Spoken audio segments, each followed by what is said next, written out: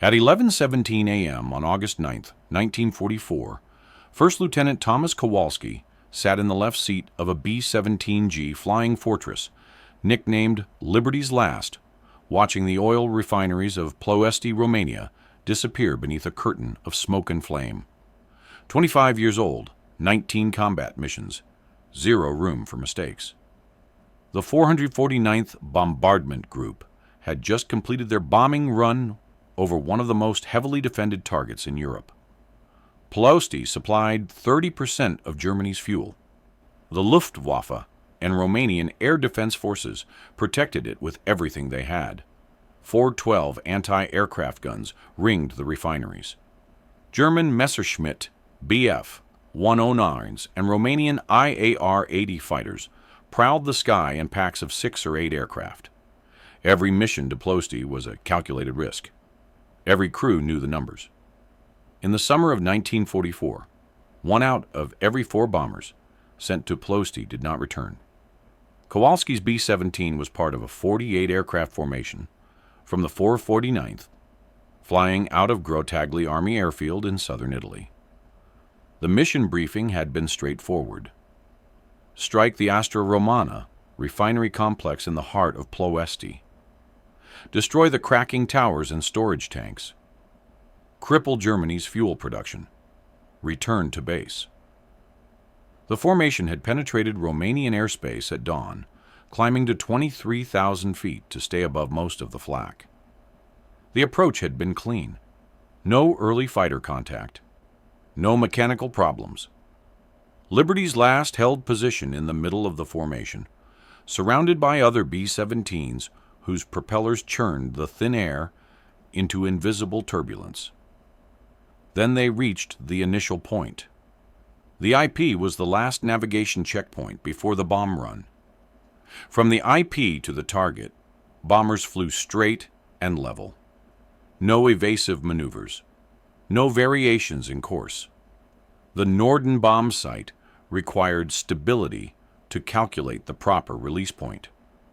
For 3.5 minutes, the formation was completely predictable. For 3.5 minutes, every anti-aircraft gun crew on the ground knew exactly where the bombers would be. The flak started immediately. Black puffs of 80mm explosions appeared at altitude, forming a cloud of shrapnel that the formation had to fly through. Kowalski felt the concussions. Each burst sent shock waves through the airframe. Metal fragments punched holes through aluminum skin. Liberty's Last shuddered as shrapnel tore through the wings and fuselage. Second Lieutenant Anthony Marino sat in the co-pilot seat, monitoring engine instruments. Second Lieutenant David Pemberton occupied the bombardier station in the nose, eye pressed to the Norden sight. Second Lieutenant James Keller navigated from the compartment beside Pemberton. 8 more men were stationed throughout the aircraft. Staff Sergeant Raymond O'Brien manned the top turret behind the flight deck. Staff Sergeant Walter Czarnecki operated the ball turret beneath the fuselage. Staff Sergeant Eugene Petrov handled the radio. Staff Sergeant Harold Levine and Staff Sergeant Vincent D'Angelo covered the waist, gun positions. Staff Sergeant Michael Sullivan operated the tail gun. Technical Sergeant Arthur Bennett served as flight engineer. Pemberton released the bomb load at 11:16 a.m. 8 500-pound general-purpose bombs dropped toward the refinery 23,000 feet below. The B-17 lurched upward as 4 tons of high explosive fell away. Kowalski banked left, following the formation toward the rally point. The bombers would regroup, form up, and head southwest toward the Adriatic. Once over water, they would be relatively safe. Fighter cover from the 332nd Fighter Group would meet them over the coast. The mission would be complete. But at 11:17 a.m., exactly 60 seconds after bombs away, engine number 3 caught fire. The Wright R-1820 Cyclone engine on the inboard right position erupted in flames. One moment it was running normally, producing 200 horsepower at 2,500 RPM. The next moment, orange fire was streaming back along the cowling. Marino saw it first. The temperature gauge for number 3 engine spiked into the red zone. Oil pressure dropped to 0. The tachometer needle swung wildly. Marino's hand went to the fire warning panel. The light for engine 3 was blazing red. He turned to Kowalski and pointed at the right wing. Kowalski looked out his side window and saw flames. The fire was not small. It was not a minor engine malfunction that could be managed with throttle adjustments and careful monitoring. The entire engine nacelle was burning. Flames extended 4 feet behind the cowling, fed by aviation fuel and hydraulic fluid. The aluminum skin on the inboard section of the right wing was beginning to blister from the heat. Standard procedure was clear. Engine fire in flight required immediate action. First, pull the mixture control to idle cutoff, starving the engine of fuel. Second, activate the built-in fire suppression system. Each engine had a CO2 bottle that could flood the nacelle with carbon dioxide, smothering the flames. Third, feather the propeller. Feathering meant rotating the propeller blades to align with the airflow, minimizing drag. A windmilling propeller on a dead engine created massive resistance. A feathered propeller allowed the aircraft to maintain speed and altitude on the remaining engines. The entire emergency procedure took approximately 90 seconds when everything worked correctly. Kowalski reached for the mixture control for engine 3. He pulled it back to idle cutoff. The fuel flow stopped. The engine should have begun to die. But the fire continued. Fuel was leaking from somewhere in the system. A ruptured line, a damaged fitting. Something was feeding the flames. Marino hit the fire suppression button. They heard the CO2 bottle discharge. A white mist appeared briefly around the engine nacelle as carbon dioxide vented into the cowling. The fire diminished for 3 seconds. Then it roared back, bigger than before. The CO2 had been insufficient. The fire was burning too hot, consuming fuel faster than the suppression system could smother it. Kowalski's hand went to the feathering button for engine 3. The feathering mechanism was electrical. A motor rotated the propeller hub, changing the blade angle from fine pitch to feather position. The blades would turn edge-on to the wind. The propeller would stop windmilling. Drag would be minimized. But when Kowalski pressed the feathering button, nothing happened. The propeller continued spinning. The blades remained at fine pitch. The feathering motor had failed. Either the electrical system was damaged, or the motor itself was destroyed. The exact cause did not matter. The result was the same. Engine 3 was on fire, and the propeller was creating so much drag that Liberty's last was falling behind the formation. If you want to see how Kowalski's crew feathered that propeller by hand in 4 minutes while flames consumed the engine, hit that like button. It helps us share more forgotten stories. Subscribe if you haven't already. Back to Kowalski. The B-17 was designed to fly on 3 engines. Boeing engineers had built redundancy into every system. Losing one engine was survivable, but only if that engine was feathered. A windmilling propeller on a dead engine created approximately 200 pounds of drag. The 3 remaining engines had to overcome that drag, plus the normal aerodynamic resistance of the aircraft. At 23,000 feet, in thin air where engines produced less power, this was barely possible, and that was assuming the aircraft was not on fire. Liberty's last began losing airspeed. The formation was maintaining 180 miles per hour. Kowalski's bomber was at 175, then 170. The gap was opening. Other B-17s were pulling ahead. The left wing position, the aircraft directly ahead. One by one, they moved away from Liberty's last. In bomber formations, staying together meant survival. Concentrated defensive fire from multiple aircraft could drive off fighter attacks. Stragglers were picked off. A lone bomber was easy prey for German fighters that circled damaged aircraft like sharks. Marino was watching the fire. The flames had spread from the engine nacelle to the wing root. The wing itself was burning now. Aluminum skin was melting. Internal structure was being consumed. The fuel tanks were in the wings. If fire reached tank number 3, the wing would explode. Everyone aboard would die instantly. There would be no time to bail out, no chance of survival. The fuel tank was approximately 8 feet forward of the burning engine. The fire was spreading at roughly 6 inches per minute. Simple mathematics. 16 minutes until catastrophic structural failure. Technical Sergeant Arthur Bennett appeared in the cockpit. He had been monitoring the situation from the flight engineer's station behind the pilots. He could see the smoke pouring through gaps in the wing panels. He could smell burning metal and hydraulic fluid. He knew what needed to happen. The propeller had to be feathered manually. There was no other option.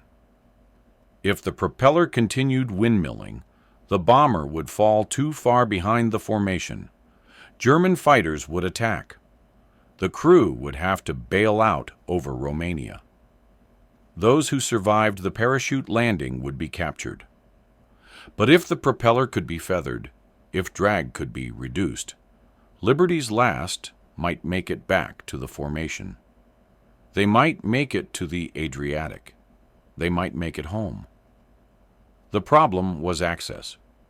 The feathering mechanism was inside the propeller hub. On the ground, mechanics used specialized tools to manually rotate the blades. They worked from ladders and scaffolding. They had time and proper equipment. In flight, at 23,000 feet, with the aircraft traveling at 170 miles per hour, with engine number 3 on fire, none of that was available. The only way to reach the propeller hub was to climb out onto the wing, to crawl across aluminum skin while wind tore at clothing and equipment, to work next to an engine that was burning at temperatures exceeding 1,500 degrees Fahrenheit, to somehow manipulate the feathering mechanism with bare hands while wearing heavy gloves and oxygen masks and flight suits designed for frigid high-altitude conditions. Bennett explained this to Kowalski in 5 short sentences. There was no debate. Kowalski looked at the altimeter. 23,000 feet. Temperature outside was minus 30 degrees Fahrenheit. Then he looked at the fire. Flames were now 6 feet long, streaming back from the engine cowling. He looked at the formation. Other bombers were half a mile ahead now. The decision was obvious. Bennett had to try. He had to climb out onto that wing. He had to feather the propeller manually, or everyone aboard was going to die. Bennett moved to the rear of the flight deck. Staff Sergeant Raymond O'Brien climbed down from the top turret position. He understood what Bennett was planning. He understood that one man could not do this alone. The wing was curved. The surface was slippery. Wind pressure at 170 miles per hour would peel a man off the metal skin and throw him into the slipstream. Bennett would need an anchor, someone to hold him, someone to keep him from being blown off the aircraft. O'Brien volunteered immediately. He was 24 years old. He weighed 180 pounds. He was strong enough to hold Bennett if Bennett could get a grip on something solid. They crawled through the bomb bay. The catwalk was narrow. Wind screamed through gaps where bomb bay doors had not sealed completely. They reached the waist gun position where Levine and D'Angelo were watching the fire through the starboard window. The flames were clearly visible from inside the fuselage. Smoke was pouring into the cabin through ventilation gaps. The crew was breathing through oxygen masks. Without oxygen at this altitude, they would pass out in 30 seconds. They would be dead in 2 minutes. Bennett opened the waist gun window on the right side. Immediately, wind exploded into the cabin. Papers, loose equipment, anything not secured was sucked towards the opening. The temperature dropped another 20 degrees. D'Angelo and Levine braced themselves against the fuselage wall. O'Brien grabbed a structural support beam with both hands. Bennett positioned himself at the window opening. He looked out at the wing. Engine 3 was 15 feet away. The nacelle was completely engulfed in flames. Heat radiated from the burning metal. Even from this distance, Bennett could feel it on his face. The wing's surface was aluminum alloy, painted olive drab on top, gray underneath. Between the fuselage and Engine 3, the distance was approximately 20 feet. Bennett would have to crawl across that 20 feet while holding on to what? The wing surface was smooth. There were no handholds, no rails, no safety equipment.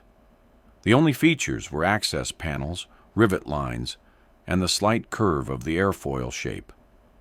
Bennett would have to press himself flat against the metal and inch forward using friction alone. He climbed out. His boots found purchase on the wing root. His gloved hands spread wide against the cold metal. Wind hit him like a physical force. 170 miles per hour of air pressure trying to peel him off the wing. He pressed his body down flat. His flight suit flattened against his chest and legs. Breathing became difficult. The oxygen mask was being pressed against his face by wind force. He began crawling forward, 6 inches, 1 foot, 2 feet.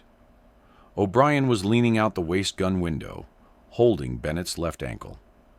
The grip was tenuous.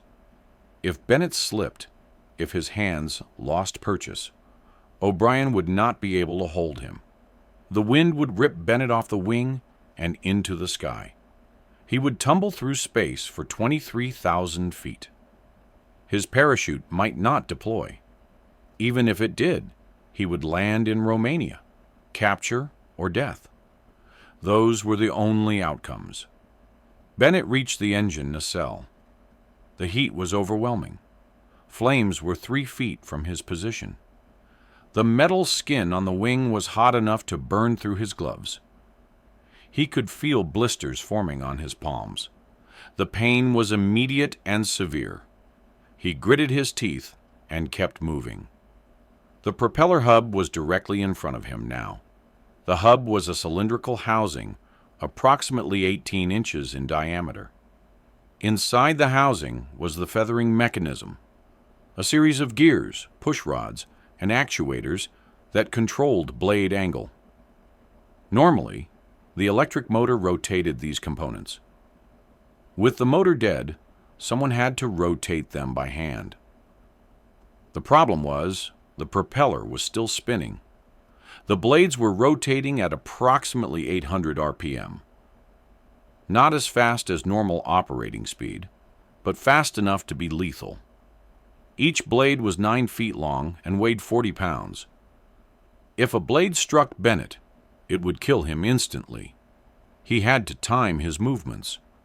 Wait for a blade to pass, reach into the hub, manipulate the mechanism, pull his hand back before the next blade came around.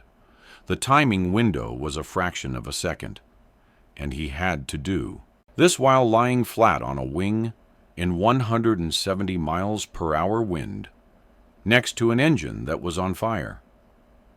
Inside the cockpit, Kowalski was fighting to keep the aircraft level.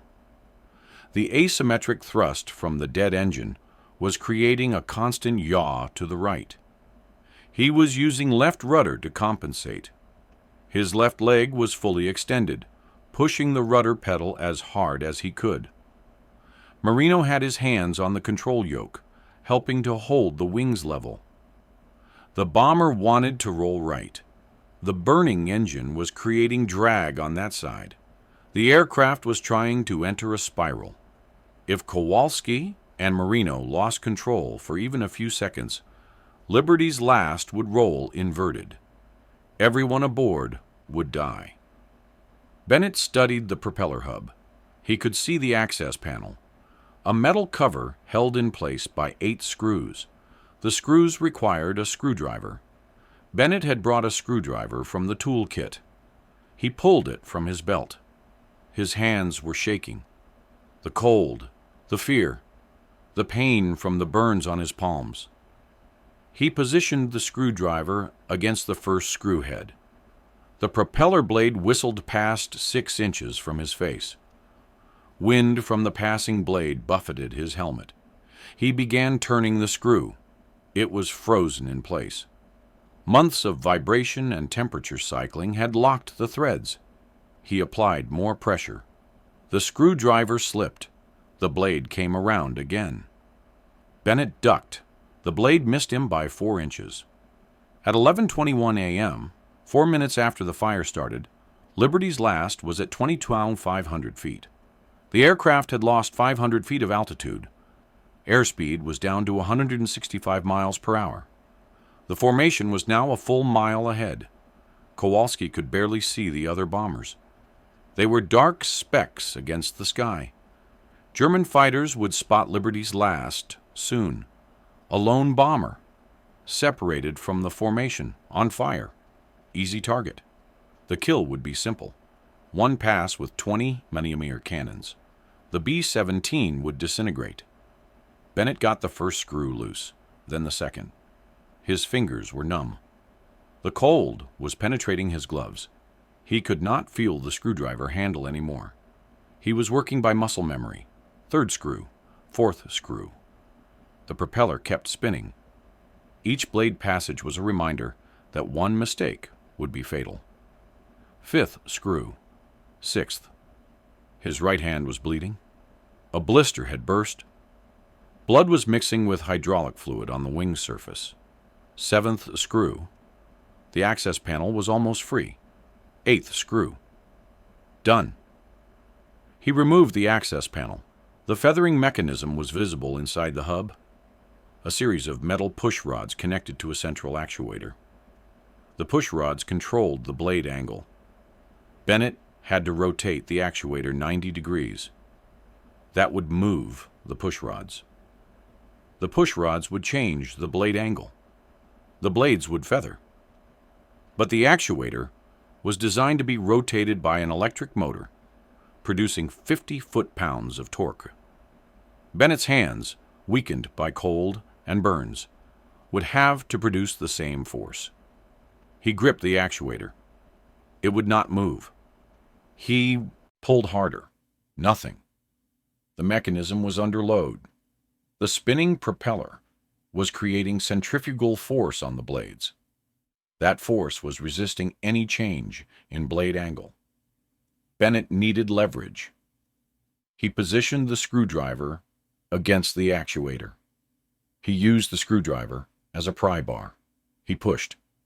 The actuator moved 1 degree, 2 degrees. His hands were screaming with pain. The burns were getting worse. The metal was too hot. He kept pushing. 5 degrees, 10 degrees. The propeller blade came around. Bennett ducked flat against the wing. The blade missed him by 2 inches. Inside the fuselage, O'Brien was still holding Bennett's ankle. His grip was weakening. He had been holding on for 3 minutes. His hands were cramping. Staff Sergeant Eugene Petrov had moved up from the radio compartment to help. He grabbed O'Brien around the waist. If Bennett slipped, Petrov and O'Brien would both pull. They would try to drag him back to the window. They might succeed. They might not. But they would try. Bennett pushed the actuator another 10 degrees. 20 degrees total. The blades were beginning to change angle. He could see the pitch shifting slightly. The propeller was still spinning, but slower now. 700 RPM. The change in blade angle was creating more drag on the rotation. The propeller was fighting itself. Bennett pushed harder. 30 degrees, 40 degrees.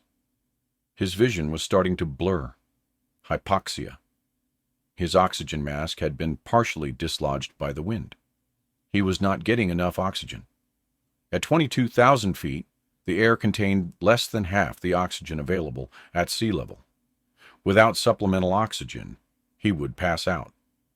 He adjusted the mask with one hand, held the screwdriver with the other, pushed. 50 degrees. The fire was spreading. Flames had reached the wing root. The fuel tank was 6 feet away now. 5 feet. The aluminum skin was glowing red. Internal structure was visible through holes burned in the outer panels. The fuel tank was a rubberized bladder surrounded by aluminum ribs and stringers. If flames penetrated the tank, 400 gallons of 100-octane aviation gasoline would ignite. The explosion would blow the entire wing off the aircraft. Liberty's last would cartwheel through the sky. No one would survive. Bennett pushed the actuator to 60 degrees, 70 degrees. The propeller was slowing, 500 RPM.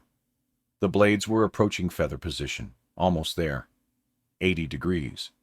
His hands slipped. The screwdriver fell from his grip. It tumbled off the wing and disappeared into the slipstream. Bennett grabbed the actuator with both hands.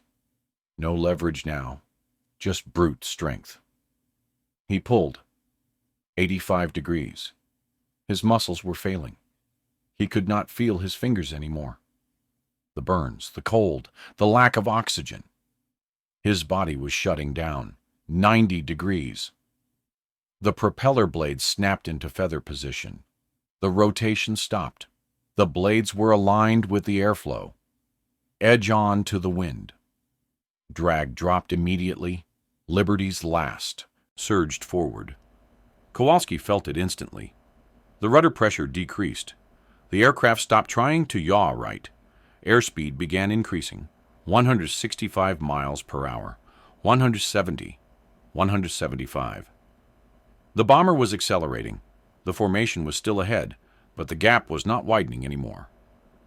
Liberty's last was holding its own. Bennett collapsed against the wing. He had done it. 4 minutes. 4 minutes of crawling across a wing at 22,000 feet. 4 minutes next to an engine burning at 2,500 degrees. 4 minutes of manipulating a mechanism designed for electric motors, using only his hands and a screwdriver. 4 minutes. That saved 10 lives. O'Brien and Petrov began pulling. They dragged Bennett back toward the waist gun window. His body slid across the wing's surface. His burned hands left bloody streaks on the aluminum. They pulled him through the window opening. He fell onto the cabin floor. D'Angelo and Levine grabbed him. They laid him flat. His hands were destroyed. Third-degree burns covered both palms. The skin was charred black in places. Blisters covered his fingers. Blood seeped through the damaged tissue. Petrov opened the first aid kit. He had morphine syringes. He injected 2 into Bennett's thigh. The pain began to fade. Bennett's breathing slowed. His eyes closed. He was going into shock. Petrov wrapped the burned hands in gauze. He elevated Bennett's feet. He covered him with spare flight suits to maintain body temperature. There was nothing else he could do. Bennett needed a hospital. He needed surgery. He needed skin grafts and antibiotics and months of recovery. But for now, he was alive. In the cockpit, Kowalski was climbing. With the propeller feathered, drag had decreased by 70%. The 3 remaining engines were producing enough thrust to regain altitude. Liberty's last climbed through 23,000 feet. The formation was still ahead, but within reach now. Kowalski pushed the throttles forward. The engines responded. Airspeed increased to 180 miles per hour. They were matching the formation's speed. The gap began to close. 1 mile, 3/4 of a mile, half a mile. The fire was still burning. Engine 3 was completely destroyed. The nacelle had melted. Internal components were exposed. Fuel was still leaking from somewhere, feeding the flames. But the fire had not reached the fuel tank. The wing structure was holding. Kowalski knew they had maybe 10 more minutes before structural failure. 10 minutes to reach the formation. 10 minutes to get back under the protective umbrella of coordinated defensive fire. 10 minutes before German fighters found them. At 11:25 a.m., 8 minutes after the fire started, Liberty's last rejoined the formation. Kowalski slid the bomber into position on the right wing of the lead aircraft. The other pilots saw the fire. They saw the destroyed engine. They saw the damage to the wing. But they held formation. No one broke away. No one abandoned Liberty's last. They were a unit. They would fly together or die together. The formation turned southwest toward the Adriatic Sea. Ploiesti disappeared behind them. The flak stopped. The Romanian fighters did not pursue past the border. At 11:40 a.m., Liberty's last crossed the Yugoslav coast. Below was the blue water of the Adriatic. Ahead was Italy. Safety, home. But the fire was still burning. Kowalski began descending. He needed to get below 10,000 feet, where the crew could breathe without oxygen masks. He needed to reduce airspeed to minimize the wind feeding the flames. He needed to reach an airfield before the wing failed. The formation descended together, 20,000 feet, 15,000 feet. At 12,000 feet, the crew removed their oxygen masks. They could breathe normally now. Bennett was unconscious. The morphine had taken full effect. Petrov stayed with him, monitoring his breathing. In the tail gun position, Staff Sergeant Michael Sullivan was watching the wing. He could see the fire clearly from his vantage point. The flames had diminished slightly. Less fuel was leaking now. Either the leak had sealed itself through heat expansion, or the fuel supply was nearly exhausted. Either way, the fire was smaller. Maybe they would make it. At 10,000 feet, Kowalski leveled off. Grotagli Army Airfield was 90 miles ahead, 25 minutes at current speed. The question was whether the wing would hold for 25 minutes. The aluminum structure was compromised. Stress cracks were spreading through the damaged sections. The wing could fail at any moment. If it failed, the aircraft would roll violently. Control would be impossible. Everyone would have seconds to bail out. Maybe not even that long. Marino was calculating fuel. They had been flying for nearly 2 hours. The 3 remaining engines were burning fuel at maximum rate. The fuel gauges showed 600 gallons remaining, enough for 45 minutes of flight. They had margin. Not much, but some. If they could keep flying for 25 more minutes, they would make it.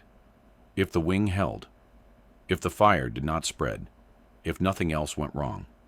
At 12:08 p.m., Liberty's last crossed the Italian coast. Below was Taranto. The harbor was full of Allied ships, American and British vessels that had supported the invasion of southern Italy. Kowalski could see the airfield ahead. Grotagli. The runway was visible, a long strip of concrete surrounded by olive groves and farmland. He began his approach. The formation broke up. Other bombers peeled off towards their assigned positions. Liberty's last was alone again, but this time over friendly territory. Kowalski lowered the landing gear. The hydraulic system responded. 3 green lights appeared on the panel.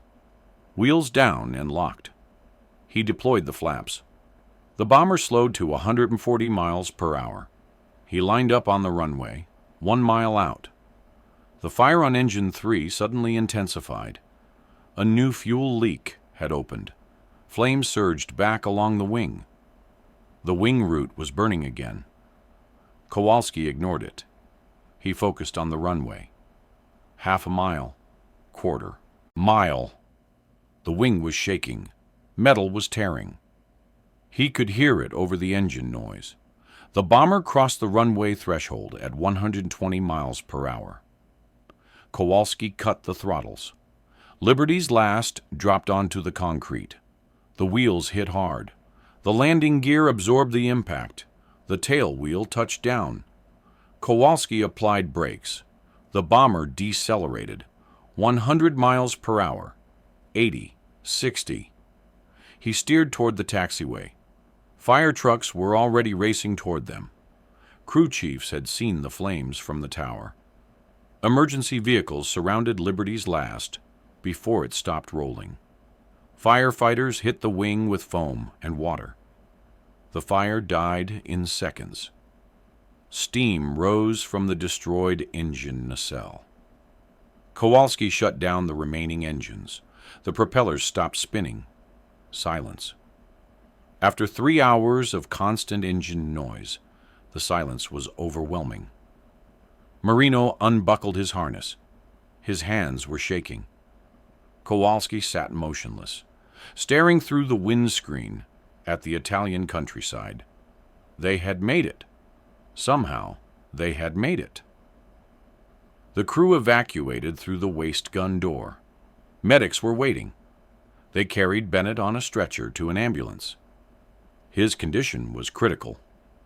The burns covered 40% of his hands. Infection was the primary concern. Without antibiotics, he would likely lose both hands to gangrene. The medics transported him to the field hospital at Grottaglie.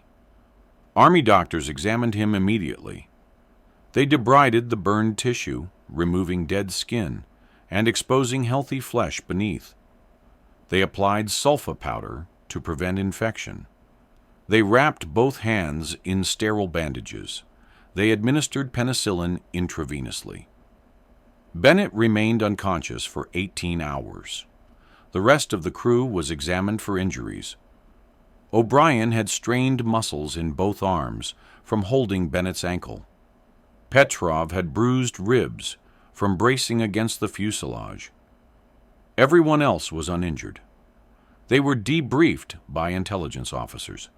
They described the mission, the bombing run, the fire, Bennett's climb onto the wing, the manual feathering of the propeller.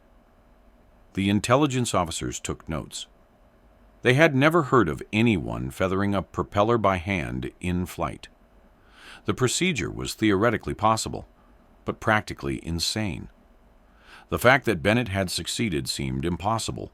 Liberty's last was declared a total loss. Ground crews examined the damage. Engine 3 was destroyed beyond repair. The wing structure had multiple fractures. 17 feet of wing skin had melted or burned through. The fuel tank had come within 18 inches of igniting. If the fire had burned 6 minutes longer, the wing would have exploded. The fact that the aircraft had flown 90 miles back to base with this damage was remarkable. The fact that it had landed successfully was miraculous. Bennett regained consciousness on August 10th. The pain was manageable with morphine. Doctors explained the extent of his injuries. Third-degree burns on both palms. Second-degree burns on his fingers. The healing process would take months. He would need multiple surgeries. Skin grafts would be required. He would likely lose some range of motion in his fingers, but he would keep his hands. The quick application of sulfa powder and penicillin had prevented infection. His hands would be scarred, but they would function. Kowalski visited Bennett in the hospital on August 11th. They did not speak about the mission. There was nothing to say. Bennett had done what needed to be done. Kowalski had gotten the crew home. The mission was complete. 2 men had died in other bombers during the Ploiesti raid. Second Lieutenant Marcus Brennan, bombardier on a B-17 named Thunder Road, had been killed when flak penetrated the nose section. Staff Sergeant William Collar, tail gunner on Memphis Queen, had died when his position was hit by 20mm cannon fire from a German fighter. Both men were 24 years old. Both men were buried in American military cemeteries in Italy. Bennett spent 6 weeks in the hospital. He underwent 3 surgeries. Doctors grafted skin from his thighs to replace the burned tissue on his palms. The grafts took successfully. By September, he could move his fingers. By October, he could grip objects. By November, he was released from medical care. The Army Air Forces declared him unfit for flight duty. His hands would never be strong enough to perform his duties as a flight engineer. He was reassigned to ground operations. He spent the remainder of the war training new flight engineers at bases in the United States. Kowalski completed 35 combat missions. He flew 16 more missions after Ploiesti, including strikes on Vienna, Munich, and Berlin. He was promoted to captain in December 1944. His final mission was on April 15, 1945, 3 weeks before Germany surrendered. After the war, he returned to Buffalo, New York. He married his high school sweetheart, Elizabeth Nowak. They had 3 children. Kowalski worked for Curtiss-Wright Corporation, manufacturing aircraft engines. He rarely spoke about the war. When asked about the Ploiesti mission, he would say only that Bennett had saved their lives, that without Bennett's actions, none of them would have returned. Marino returned to Boston after the war. He became a commercial pilot for Pan American World Airways. He flew DC-4s and later Boeing 707s across the Atlantic. He retired in 1975 after 30 years of civilian flying. He stayed in contact with Kowalski and Bennett through letters and occasional phone calls. They met at 449th Bombardment Group reunions every few years. O'Brien settled in Chicago. He worked for the Chicago Transit Authority as a bus mechanic. He married twice, had 5 children. He attended every reunion. He would tell anyone who listened about watching Bennett crawl across that wing, about holding his ankle while wind tried to tear them both off the aircraft, about the 4 minutes that felt like 4 hours. Petrov moved to Los Angeles. He became a radio technician for NBC. He worked on early television broadcasts. He never married. He died in 1983 from lung cancer, likely caused by exposure to asbestos insulation in B-17 fuselages. He was 62 years old. D'Angelo and Levine both returned to New York. D'Angelo operated a bakery in Brooklyn. Levine worked as an accountant in Manhattan. They saw each other occasionally. They remembered the mission, the fire, the fear, the impossible return to base. Sullivan stayed in the military. He made the Air Force a career, serving in Korea and Vietnam. He retired as a master sergeant in 1968. He settled in San Antonio, Texas, near Lackland Air Force Base. He died in 1994 at age 73. Keller left military service and attended college on the GI Bill. He earned a degree in engineering from MIT. He worked for Lockheed designing aircraft structures. He contributed to the development of the C-130 Hercules. He retired in 1980 and moved to San Diego. He died in 2001 at age 79. Pemberton became a teacher. He taught high school mathematics in Philadelphia for 35 years. He never flew again. The Ploiesti mission had been enough. He died in 1997 at age 76. Zarnecki returned to Detroit and worked for General Motors. He assembled automobiles on production lines. He died in 1989 at age 68 from heart disease. Arthur Bennett lived in Cleveland after the war. His hands healed, but they were never the same. The scars were extensive. Range of motion was limited. He could not make a tight fist. Fine motor control was difficult, but he could work. He became a machinist for Thompson Products, later TRW Inc. He operated lathes and milling machines. The work was hard on his hands, but he managed. He married in 1948. He and his wife, Dorothy, had 2 children. Bennett rarely discussed the war. His children did not learn about the Ploiesti mission until they were adults. When they asked about his scarred hands, he would say only that he had been burned in an accident during the war. Bennett attended 449th Bombardment Group reunions when his health permitted. He and Kowalski remained close friends. They lived only 150 miles apart. They visited each other's families. They remembered the mission. They remembered the fire. They remembered the 4 minutes on the wing. Thomas Kowalski died in 2006 at age 87. He had lived a full life. He had seen his children grow. He had held his grandchildren. But the mission he remembered most clearly was August 9th, 1944. The fire on Engine 3. Bennett's climb onto the wing. The manual feathering of the propeller. The flight that should have ended in a fireball over Romania, but instead ended on a runway in Italy. Arthur Bennett died in 2011 at age 89. His funeral was attended by his children, grandchildren, and 1 fellow veteran. Raymond O'Brien, 91 years old, traveled from Chicago to Cleveland to honor the man whose ankle he had held for 4 minutes at 22,000 feet. O'Brien died 8 months later. If this story moved you the way it moved us, do me a favor, hit that like button. Every single like tells YouTube to show this story to more people. Hit subscribe and turn on notifications.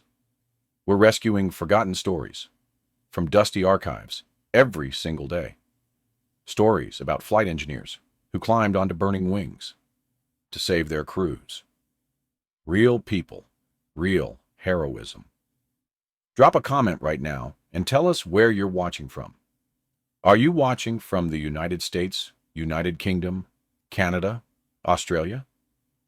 Our community stretches across the entire world. You're not just a viewer. You're part of keeping these memories alive. Tell us your location. Tell us if someone in your family served. Just let us know you're here. Thank you for watching, and thank you for making sure Thomas Kowalski and the crew of Liberty's Last don't disappear into silence. Second Lieutenant Marcus Brennan died when flak hit his bomber over Ploiesti. Staff Sergeant William Kohler died beside his guns defending his crew. They were both 24 years old. They never came home. But the 10 men who flew Liberty's Last that day carried their memory forward for years in hospitals and factories, for decades afterward in Buffalo and Cleveland and Chicago and across America. And now, through this story, their names live on. These men deserve to be remembered, and you're helping make that happen.